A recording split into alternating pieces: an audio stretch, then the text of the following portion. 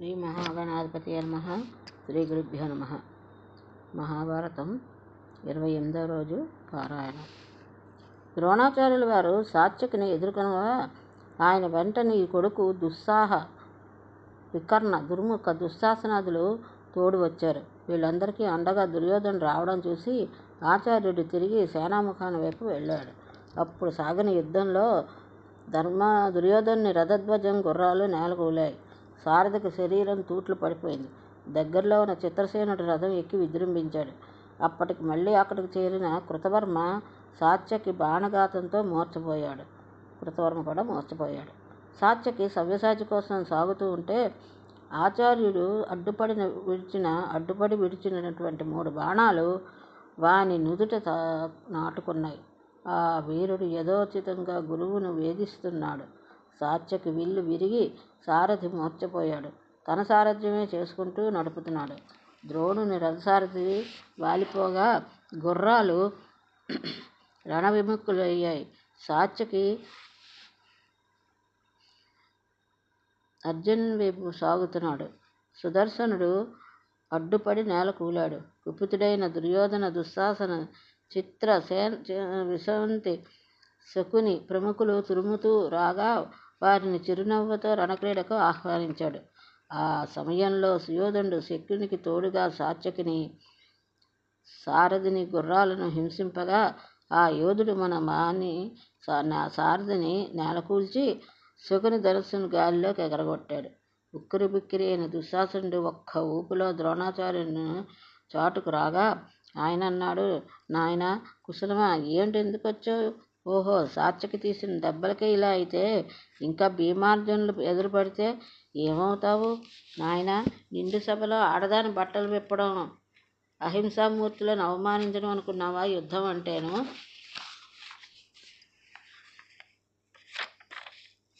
సంగ్రామం అంటే అటుకులు బెల్లం కలుపుకొని తినడం కాదోయ్.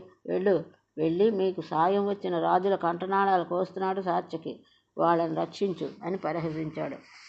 విన్నట్టు తల వంచుకుని రథం నడిపించేశాడు దుశ్శాసనుడు. ఇక్కడ దుశ్శాసనుడు సాత్యకితో తలపడ్డాడు. అతనికి తోడుగా త్రిగర్త సేనలు వచ్చాయి. ముందుగా సేనలను తరమి కొట్టి దుశ్శాసనుడు ధనస్సు విరగ్గొట్టి సారథిని, గుర్రాలను మట్టి కరిపించి వాణిని కడతీర్చడానికి కత్తి దూశాడు. కానీ భీముడి ప్రతిజ్ఞ స్మరణకు వచ్చి ఆగాడు. ద్రోణాచార్యుల విజృంభణ చూసి ద్రుపదుడు, ఓ మహాయోధులారా, ఈ విప్రుడు మన క్షత్రియ యోధులందరినీ ఊచకోత కోస్తున్నాడు చూశారా? వారి విజృంభణను ఆపండి అని గర్జించాడు. ధర్మరాజు భీముని పిలిచి, నాయనా, సవ్యసాచికి సాత్యకి తోడు వెళ్ళాడు, కానీ నా గుండెకేదో భయంగా ఉంది. నువ్వే అక్కడికి వెళ్ళి సింహనాదం చేస్తే నాకు తృప్తి అన్నాడు.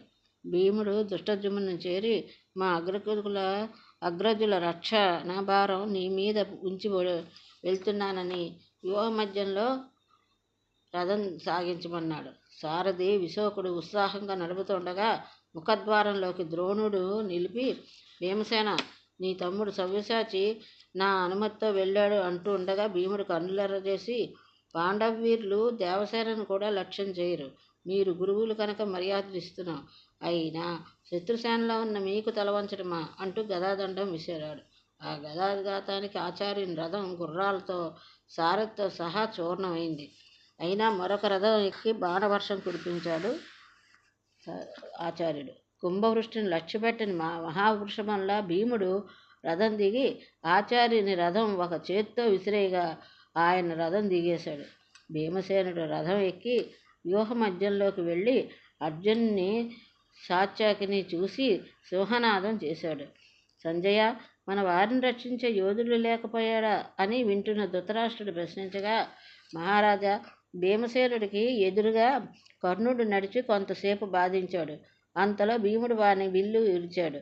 మరొక ధనస్సుతో కర్ణుడు తన విద్యను ప్రదర్శించబోగా దానిని వాని సారథిని, గుర్రాలను నేలకూర్చాడు కౌంతేయుడు.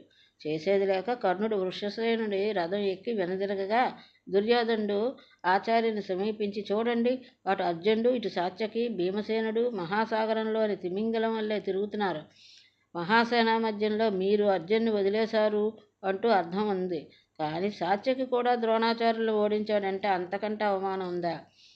సుయోధన, సైంధవుడు పణంగా సాగుతున్న ఈ జూదంలో నువ్వు అర్జునుడు మీ శక్తి సామర్థ్యాలు ప్రదర్శించాలి. ఇది వరిలో శక్తిని ఆలోచన మీకు విజయం తెచ్చిపెట్టింది, కానీ మోసంతో వచ్చిన లక్ష్మి అది. ఇప్పుడు అటువంటి దుర్యంత్రానికి అవకాశం లేదు. వెళ్ళి జయదద్దర రక్షణలో ఉండు. నేను ముఖద్వారం విడిచానో మూలానికే ముప్పు అన్నాడు. దుర్యోధనుడు రథాన్ని అర్జున ముఖం వైపు ముఖంగా నడిపి విల్లు ఎక్కుపెట్టాడు. ఆ సమయంలో సవ్యసాచి బాణఘాతాలకు సుయోధనుని సూతుడు గుర్రాలు నేలకూలాయి. దాంతో మనవాడు గదాదండం ధరించి శల్యుని రథం ఎక్కాడు.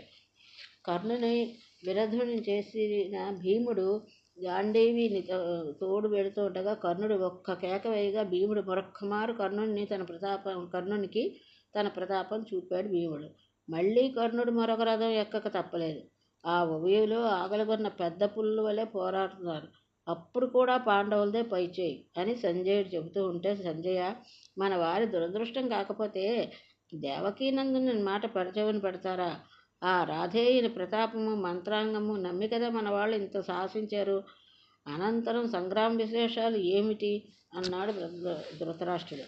ప్రభు, అప్పుడు రాధేయుని విల్లు విరిగి గుర్రాలు ఒరిగి శరీరం అంతా రక్తధారలు స్రవిస్తున్నాయి. చూశాడు సుయోధనుడు. సోదరుడైన దుర్జయుని పంపాడు. క్షణాల వ్యవధిలో వీని సారథి రథము చూర్ణమయ్యే. కర్ణుడు చూస్తున్నాడు. చూస్తుండగానే దుర్జయుని శిరస్సు బూడిదలో దొల్లుతోంది. రాధేయుడు ఆవేశంతో యుద్ధం ఆరంభించాడు. వీనికి తోడుగా నీ కొడుకు దుర్ముఖుడు వచ్చి మరికొద్ది క్షణాల్లో కన్ను మూశాడు. అది చూసి కోపంతో నీ కొడుకులు దుర్దర్శ, దుర్మద, దుస్సహ, విజయ, విచిత్రులు 5గురు ఒక్కొమ్మడిగా వచ్చి క్షణాల వ్యవధిలో వీరస్వర్గం చేరుకున్నారు. అనంతరం చిత్రాక్ష చారు చిత్రులు అదే దారిని వెళ్ళారు. చిత్రాయుధ చిత్రకర్మల్లో మరొక 7గురు మన్ను కరిచారు. కర్ణునికి బాధ ఎక్కువై మరింత ఆవేశంతో భీమునితో పోరుతూ ఆ మహాబలుని ఆగతాలకు ఆగలేక రథపీఠం వెనక దాగవలసి వచ్చింది. భీముడు ఉత్సాహంతో ఒక్క గద్యం చేశాడు. అది కర్ణుని అభిమానాన్ని రెచ్చగొట్టింది.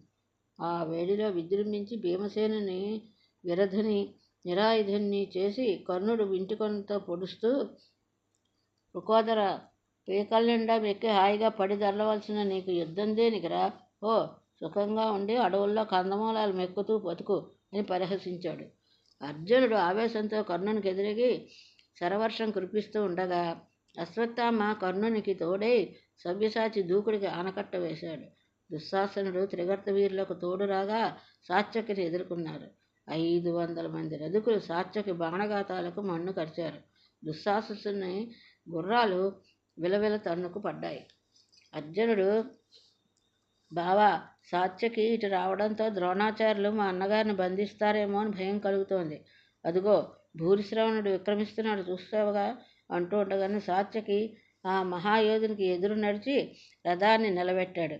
ఆ ఉభయులు తీవ్ర పోరాటం సాగించి రథము, గుర్రాలు, సారథులు ముక్కలుగా కాగా నిశిత కరవాలతో కొంతసేపు రణక్రీడ సాగింది. మల్ల యుద్ధానికి దిగారు. అది చూసి కృష్ణుడు, బావా, అలసి ఉన్న సాత్యకిని భూరిశ్రవుడు చిత్రహింస పెడుతున్నాడు. రథం అటువైపు నడుపుతాను అన్నాడు. అప్పటికే భూరిశ్రవుడు తన కరవాల మండిత భుజదండం పైకెత్తి సాత్యకి శిరస్సును ఖండించబోతున్నాడు. ఆ చెయ్యి కదిలే సమయంలోనే అర్జునుడి బాణం వచ్చి చేతిని గాలిలోకి ఎగరగొట్టింది. అయినా చెలించకుండా భూరిశ్రవుడు, అర్జున, నీతో యుద్ధం చేయడం లేదే నేను. ఇటువంటి నీచానికి వాసుదేవుడు నిన్ను పురికెలుపుతాడని అనుకోను అంటూ ఉండగా, సవ్యసాచి మహాయోధుడా, అలసిన సాత్యకి మీద కలియబడ్డం, వయసు నిండని అభిమన్యుని అందరూ కలిసి కడతేర్చడం వంటివి అనుచితాలు. 1,00,000 చేసినా మీరు మీ నీచ నైత్యాలను ప్రస్తావించడం హాస్యాస్పదం అంటూ ఉండగానే భూరిశ్రవుడు నేల కొలుగుతున్నాడు. మూర్ఛతేరిన సాత్యకి క్రోధాన్ముక్తుడై కరతాళను ఎత్తి భూరిశ్రవుని మీదకు వస్తుంటే సాత్యకి, వద్దు వద్దు, ఆ మహావీరుని మీద కత్తి పెట్టకు అని భీమార్జునులు, కృప, అశ్వత్థామ, కర్ణులు అరుస్తున్నా వినకుండా సాత్యకి వారి శిరస్సు ఖండించాడు. మహారాజా, వాసుదేవుడు పాంచజన్యం పూరించాడు. ఆ సంకేతం గ్రహించి దారుకుడు రథం తీసుకొచ్చాడు. కృష్ణుడు తన రథం మీదకి సాత్యకిని అధిరోహింపజేశాడు. కర్ణుడు సాత్యకిని నిలబెట్టి సాగించిన సంగరక్రీడ ఉభయ బలాలకు ఆశ్చర్యానందాలు కలిగించాయి. కృష్ణుడు రథాన్ని సైంధవాభిముఖంగా నడుపుతున్నాడు.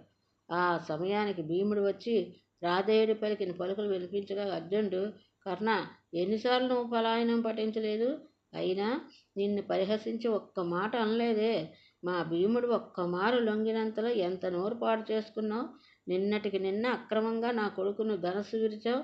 దానికి ప్రతీకారంగా నీ సమక్షంలోనే నీ కొడుకు వృషసేను శిరచ్ఛేదనం జరపబోతున్నాను, గుర్తుంచుకో అని పోరు ప్రారంభించాడు. సవ్యసాచి కర్ణుని నిరోధించి రథాన్ని సైంధవుని వైపు నడిపిస్తున్నాడు. అది చూసి దుర్యోధనుడు, కర్ణ, కృప, శల్య, అశ్వత్థామలతో నేను దుశ్శాసనుడు నీతో వస్తున్నాం. మనందరం మరొక్క గడియ అర్జున్ని ఆపగలిగితే వాని ప్రతిజ్ఞ పోతుంది. ఇదిగో భీముడు, సాత్యకి అర్జునునికి తోడుగా వెళ్తున్నారు. రథం నడిపించు అన్నాడు.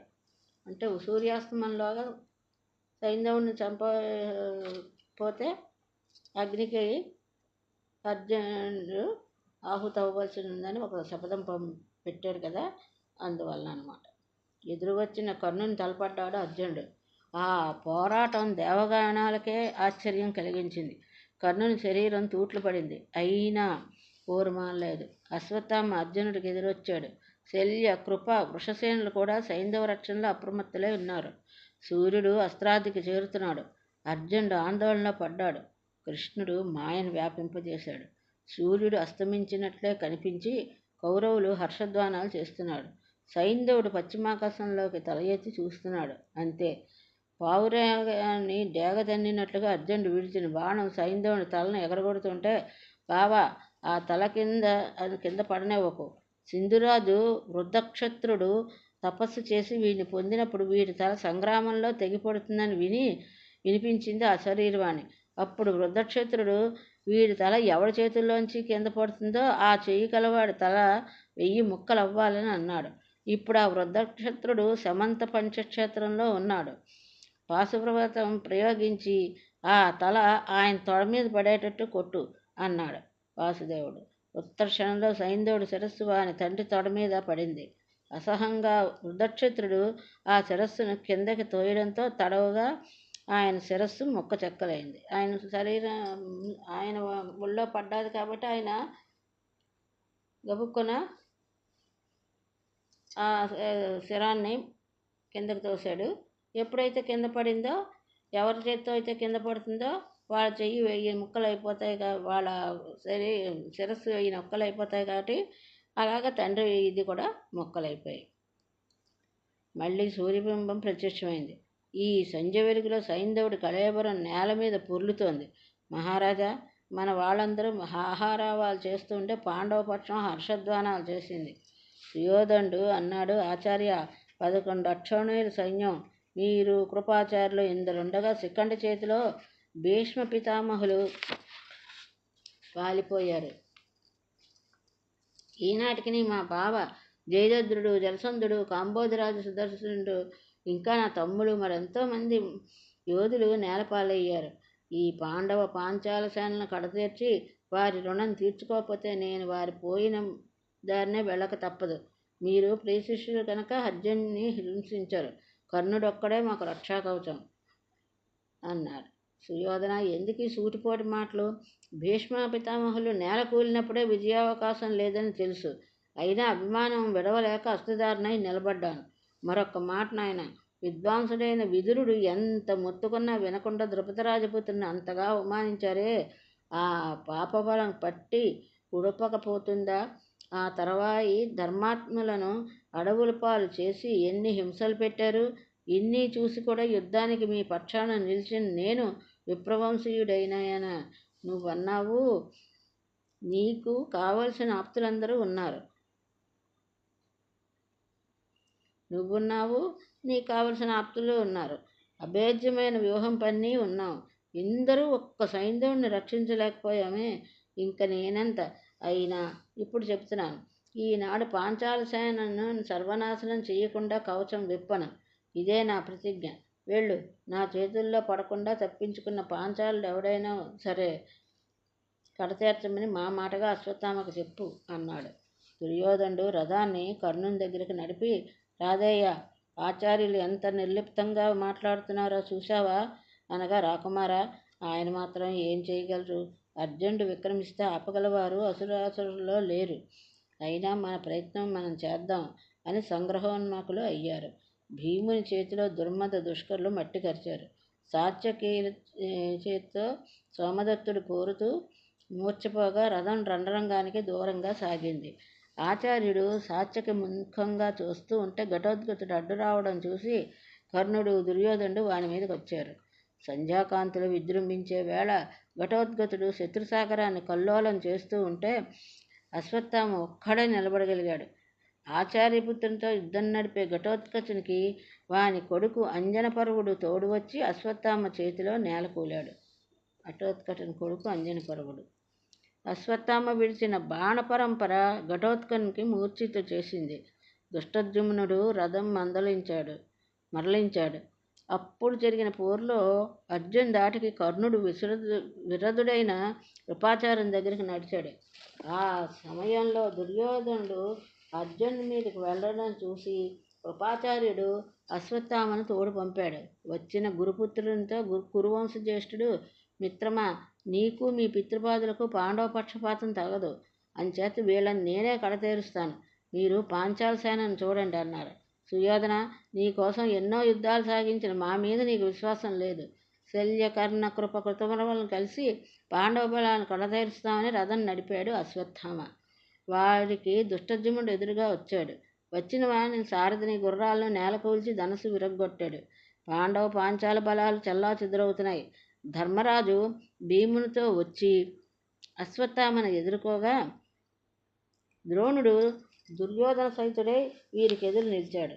ఈ వంక సోమదత్తుడు సాత్యకిని చికాకు పరుస్తూ ఉండగా సాత్యకి కుపితుడై ఆయన్ను నేల కూల్చాడు. అది కురుసేనకు ఆగ్రహ కారణం అయింది. ఆచార్యులు స్వయంగా వచ్చి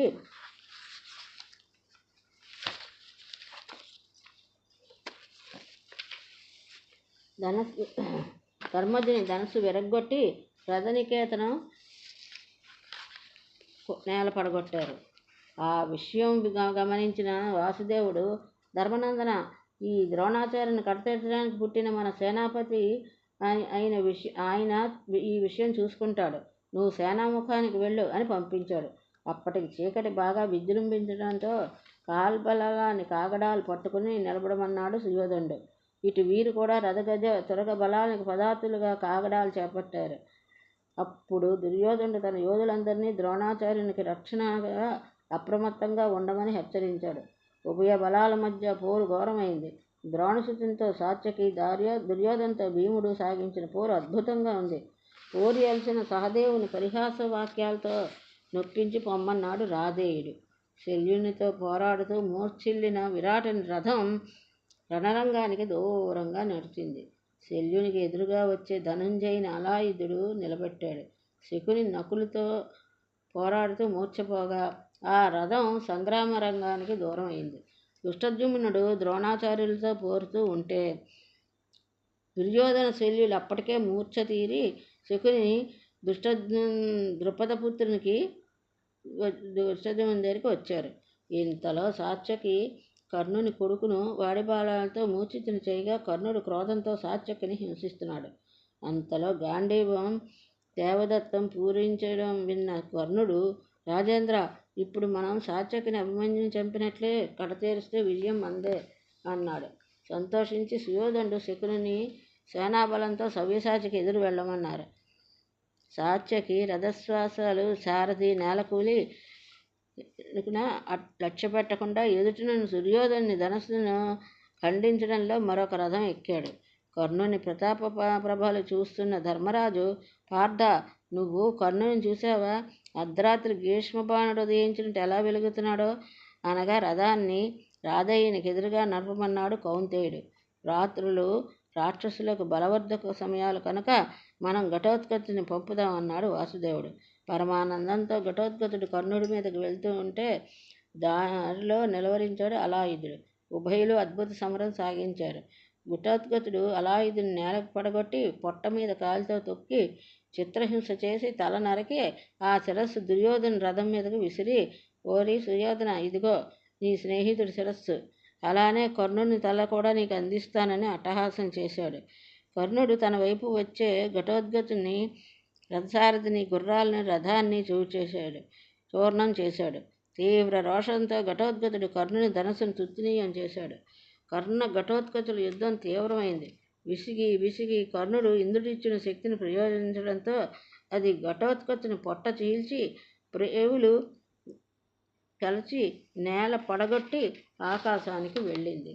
ఘటోత్కచుడు విలవిలా తన్నుకుంటూ నురుగులు కక్కుతూ ఆర్తనాదం చేశాడు. కౌరవసేనలు విజయభేరులు మోగించాయి. మహారాజా హిడింబానందుడు నిహతుడు కావడం పాండవులందరికీ బాధ కలిగింది.